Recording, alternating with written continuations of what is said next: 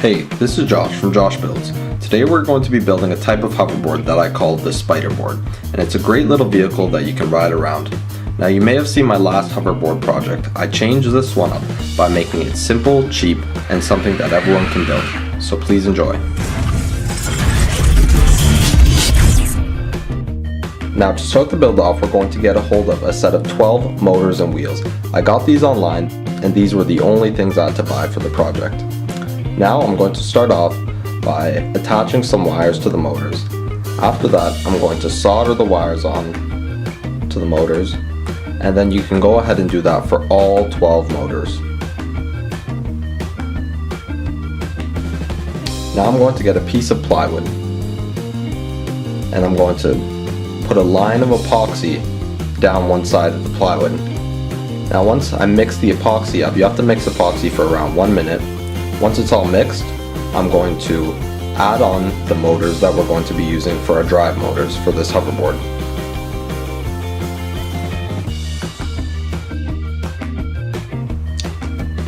Now we're going to go ahead and do this for the other side. Now it's important that you always keep adjusting the position of the motors. They're going to want to twist around and stuff like that, so you have to make sure they're straight and all in line, and you have to keep it like that until it dries, which should be a couple minutes. Now once all the motors are dry, we can add the wheels on, as you can see here. Now before we start wiring the hoverboard, you should have a look at my electrical diagram here. This diagram is an exact copy of how I wired my hoverboard. As you can see, I wired it in series parallel. I did this because the drill batteries we'll be using to power it will be 12 to 20 volts, and the motors we're using can only take up to 6 volts. So wiring it this way ensures the motors divide up all the voltage properly. So now we're going to start wiring the motors together. We're going to do it so that we wire the motors together in series, only 3 of them though. So that leaves us groups of 3 motors wired in series. And then after that, we will go ahead and wire the groups of 3 in parallel with each other, and then attach them to the batteries and switches.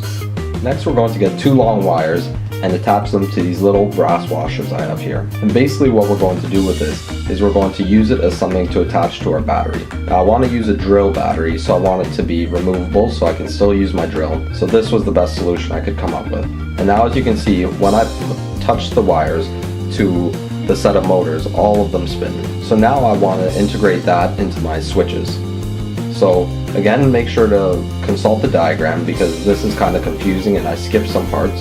But basically I'm now wiring up my switches to my batteries and motors so that I can use my switches to control each side of the hoverboard.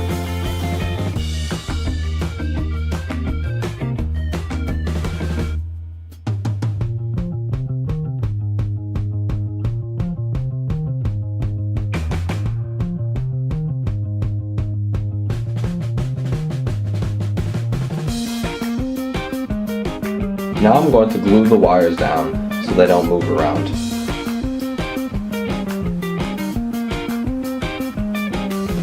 And then I'll finish off the wiring that we have here.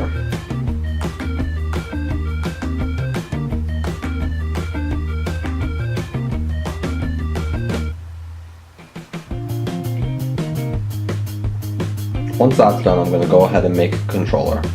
For that I use a couple dowels and glue it to the light switches.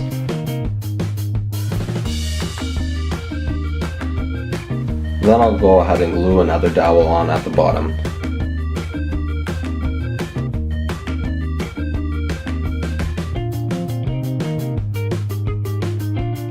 Now I'm going to glue the wires together that leave the switch, and I'm going to glue them together all the way down to the hoverboard so that these wires don't separate and get into the tangle and stuff.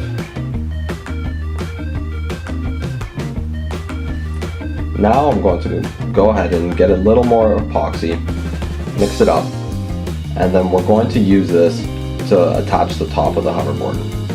So I'm going to get a few squares that I cut out of wood, and these are just going to help support the top part that'll be holding your weight. And then I'll spread some epoxy onto the top of each motor. And then we'll go ahead and slide the top of the board on, which is just another piece of plywood. Now we can slip the battery into place, attach the connectors to the battery, and test it out with a switch. and it works. Now let's just put a few screws in the top of it, and these screws are just going to go through those wooden squares that we added before. And now we can go ahead and test it. Now as you can see, someone can ride the hoverboard, but it wasn't working too great with one battery. As you can see, it died fairly quickly. So I went ahead, and as you can see here, I attached 2 drill batteries to it, and this seemed to work a lot better and more reliably. One thing I would have done differently though is made more clearance on the bottom, basically by having a smaller piece of plywood on the bottom, because it rode very low to the ground, may have even been touching it a little bit, but it still worked fairly well. Now as you can see, you can also use it to move stuff. If you don't want to bring the groceries in by hand, you can have your hoverboard bring it for you.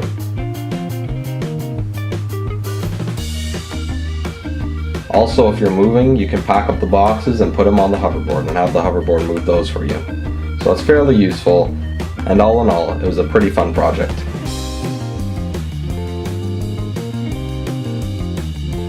Thanks for watching to the end of my video. Feel free to like and subscribe, and check out ways to support me to help me make more cool and better videos like this one. To see my other projects and buy parts you might need, you can check out my channel or my website joshbuilds.com. You can also follow me on my social networks to keep updated with my new content. Thanks.